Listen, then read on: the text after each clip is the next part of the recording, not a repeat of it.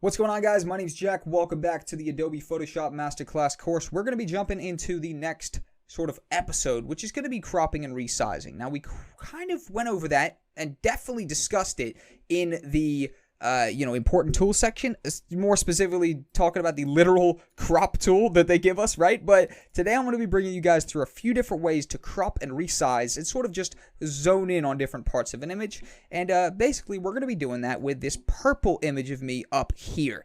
And this purple image of me up here is actually going to be something we're going to use for the rest of this sort of section here, just to try out different stuff on, all right?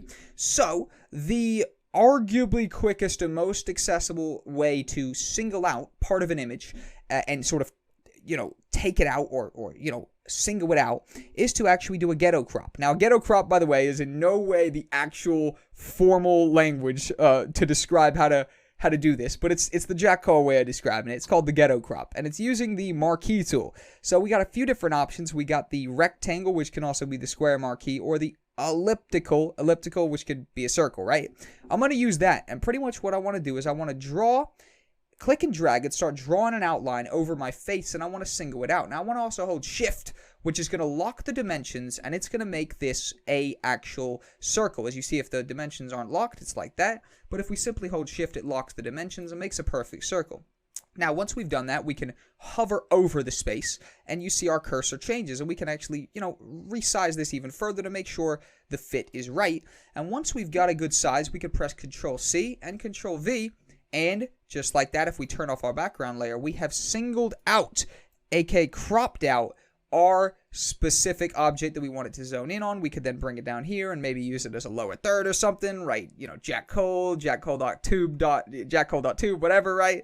But alternatively, that right there, or just overall, that right there is the ghetto crop in air quotes, right? Again, definitely not called that for real, but it's definitely just my little way of kind of singling something out, right?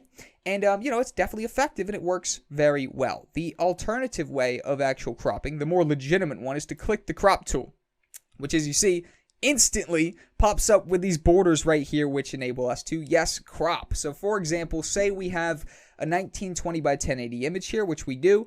If we wanted to, let's say, maybe make this more like a logo or something, we could actually go ahead and just crop this to the size of maybe like a square, and then simply move it over until it obviously fully covers our person, aka, me, and we can actually maybe adjust this in a little bit, something like that. So overall, we've got this nice square image, which we could then press the, yes, confirm crop, if you will.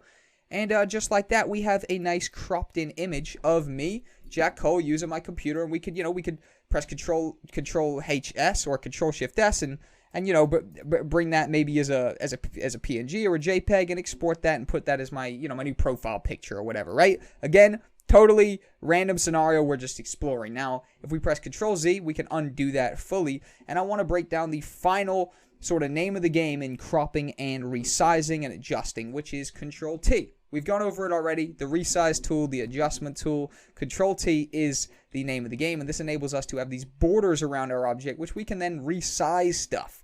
So we can crop in and resize. Also, it's only resizing because we're dragging it in.